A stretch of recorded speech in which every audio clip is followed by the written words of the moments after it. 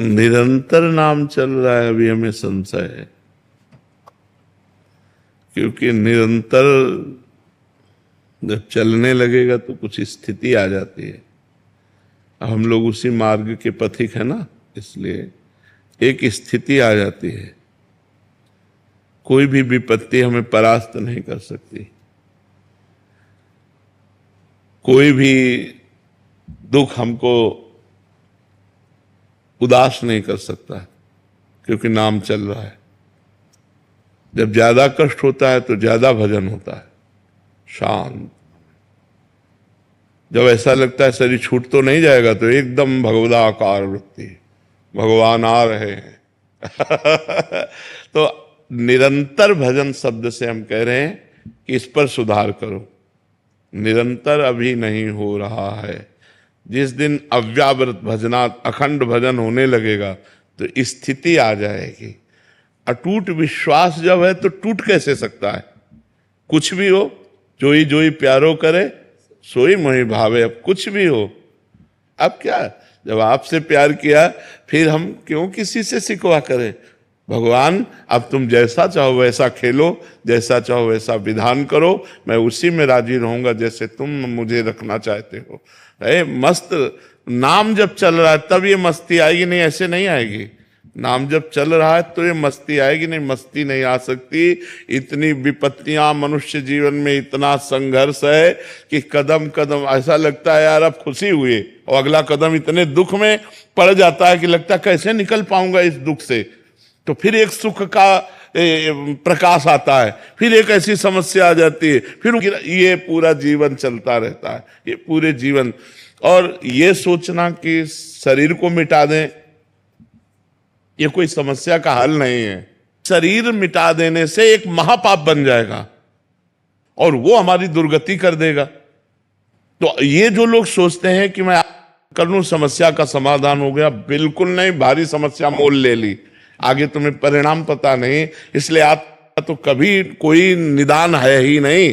हमको लड़ना चाहिए, संघर्ष करना चाहिए।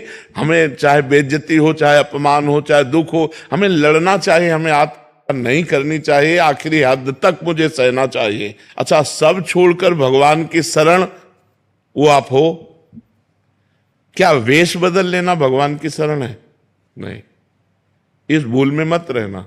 क्या स्थान बदल लेना भगवान की शरण है? ये अंदर की बात है। अंदर से भगवान की शरण में हो तो आप महात्मा हो, और बाहर से आप महात्मा का वेश है, और अंदर से रुपया चाहिए, भोजन चाहिए, नाना प्रकार के सांसारिक सुख चाहिए, तो आप विषयी पुरुष हो, आप महात्मा नहीं हो। और आप पैंट शर्ट में हो, मेहनत से कमाते हो, धर्म से चलते हो, नाम जप करते हो और भगवान का चिंतन कर बढ़िया हो, आप बढ़िया हो। तो हमें लगता है कि ये कोई निदान सोचे कि मैं समस्या का समाधान बाबा जी बन करके, तो मुझे लगता है नहीं। ऐसी ऐसी समस्या है जिनका केवल निदान भगवान है, दूसरा कोई निदान नहीं। सोचो, साल 2 साल 4 साल 5 साल आप बोल दो कि आप ब्रह्मचर्य से रहो, कोई मनोरंजन नहीं करोगे, आप ये खाओगे, आप ऐसे रहोगे, तो एक एक दिन हम काट सकते हैं कि यार 4.5 साल रह गए, अब 4 साल रह गए, 5 साल। पूरी जिंदगी मनोरंजन नहीं कर सकते। पूरी जिंदगी कोई रिश्ता नहीं है, पूरी जिंदगी में किसी भी तरह का कोई सुख नहीं है सांसारिक। आप जरा थोड़ा विचार करके डालिए आप इस बात पर। आप विचार करो, क्या साधु का जीवन है? क्या साधु का जीवन? ना कोई मनोरंजन, ना कोई व्यवहार, ना कोई रिश्ता, ना कोई संबंध। साधु का जीवन ऐसा जीवन नहीं है। बहुत खतरनाक जीवन, बहुत खतरनाक जीवन। ये न सोचो कि बहुत आनंद में जीवन कटता है, बहुत कष्ट में जीवन कटता है सच्ची साधुता के लिए। और जो निकल गया सो मुक्त हो गया, और नहीं फिसल गया तो फिर आओ नया जन्म, फिर साधना करो, फिर भजन करो। इसलिए कोई समस्या से भागे कि मैं समस्या का निदान साधु बन के पालूंगा, तो भूल मत करना, बड़ी समस्या है। मतलब ये कोई ना सोचे कि संत बनना सहज है, बिल्कुल नहीं, बिल्कुल नहीं। बाबा जी बनने का मतलब मर गए, अब मर के हम चल रहे हैं। जीवित मर जाए उलट आप में समाये यही दिलगिरी है। मरा हुआ पुरुष महात्मा होता है, जिसका मन मरा, जिसकी इंद्रियां मरी, जिसकी कुछ नहीं चाहिए, जाहि न चाहिए कबहु कछु तुम सन सहज सने। तो ये दोनों बातें आप कर लेना या समस्या में फंसकर बाबा जी बन जाना, ये दोनों बातें समाधान नहीं है। समस्या से लड़ना समाधान है, और वो आप तभी लड़ सकते हैं जब आपका भगवान का भरोसा दृढ़ होगा और नाम जप करोगे तो कोई न कोई रास्ता भगवान ऐसा निकाल देंगे जिससे आप समस्या से बच जाएंगे। नहीं तो समस्याएं पीस डालती है, अंदर ही अंदर खोखला कर देती है, आदमी चिंतन से परेशान हो जाता है, और जब परेशान हो जाता है तो उसे एक ही रास्ता नजर आता है, और वो रास्ता है नहीं, वो और परेशानी पैदा कर देगा अगले जन्म में जा करके। तो इसलिए नाम जप करो और सहन करो और लड़ना सीखो। हमको विपत्ति, दुख, संघर्ष करना पड़ेगा, हमको लड़ना पड़ेगा, इनसे विजय प्राप्त करना पड़ेगा। हार जाऊं तो भी लड़ना पड़ेगा, हमारे पास कोई रास्ता नहीं है, हमको इन दुख और विपत्तियों से लड़कर पार होना ही है। कुमार जी, हमें लगता है कि कोई ऐसा साधन मिल जाए जिससे तुरंत झट से हमारे दुख दूर हो जाएं। अवश्यमेव भोक्तव्यम कृतम कर्म शुभाशुभम, अपने कर्म को जीव को भोगना होगा। ये जब भगवान कह रहे हैं तो और की हम बात कैसे माने? भगवान कह रहे हैं ना, अवश्यमेव भोक्तव्यम कृतम कर्म शुभाशुभम, भोगना होगा। ये सब इधर से जंतुर बनाने से और राख लेने से और कलावा बनाने से तुम्हारे प्रारब्ध नहीं नष्ट हो जाएंगे। हाँ, पवित्र कार्य है, करना चाहिए गृहस्थी में, देव मंगल के लिए, जगत मंगल के लिए यज्ञ करना चाहिए, हवन करना चाहिए, ब्राह्मणों के द्वारा अनुष्ठान कराना चाहिए, लेकिन प्रारब्ध भोग नहीं कटता, खुली बात है। हाँ, हम ऐसी एक कला जानते हैं जो ऐसे दुखों में भी आप सह सकते हो, वो कला है भगवान का नाम, वो खुली बात कहते हैं। खूब नाम जप करो और भगवान में चित्त जोड़ो, तो चित्त भगवान से जब जुड़ा होता है तो आनंद होता है। शरीर दुख में है, भारी समस्या है, लेकिन मन आनंद में है। यही बात है।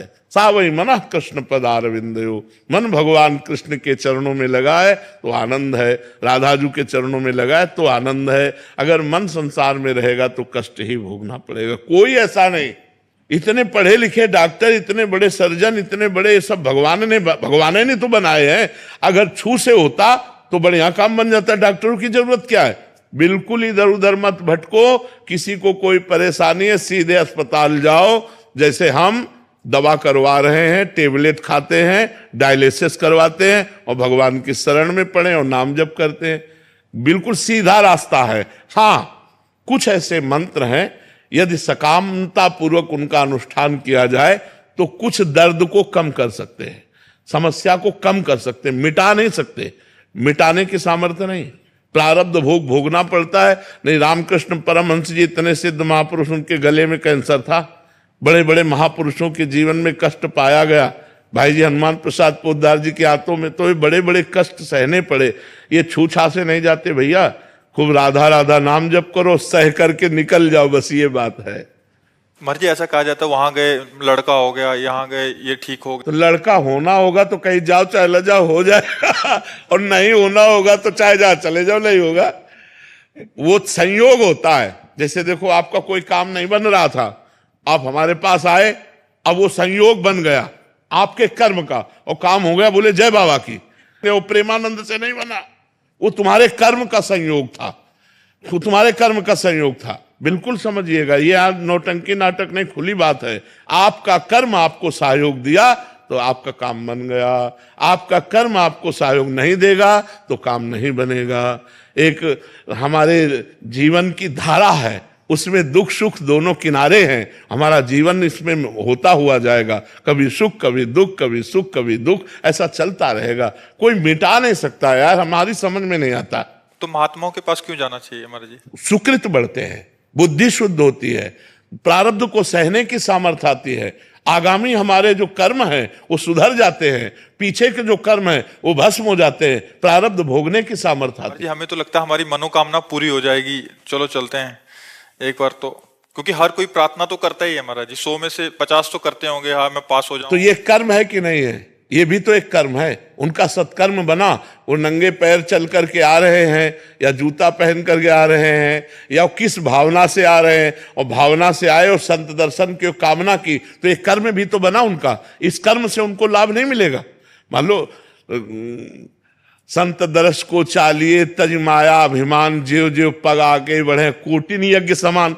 तो कोई आ रहा है 1000 कोस से, कोई 500 कोस से सवारी में धक्का खाते हुए ऐसे, और रोड में किनारे खड़ा है रात्रि भर, तो ये उसका तपस्या नहीं बनी, ये उसका परम पवित्र कर्म नहीं बना। अब ये कर्म कामना पूर्ण कर दे तो प्रेमानंद उसमें कहाँ है? ये उसका कर्म है, ये उसकी मेहनत है, ये उसकी भावना है, ये उसकी श्रद्धा है, ना कि हम है। अब उसको लगेगा कि हम प्रेमानंद के दर्शन के हमारा काम बन गया। नहीं, तुम्हारी मेहनत, तुम जो सैकड़ों किलोमीटर चल करके आए और खड़े रहे घंटों, और फिर इसके बाद दर्शन हुआ, तुम्हें आनंद लगा, ये तुम्हारा कर्म तुमको सुख दे रहा है।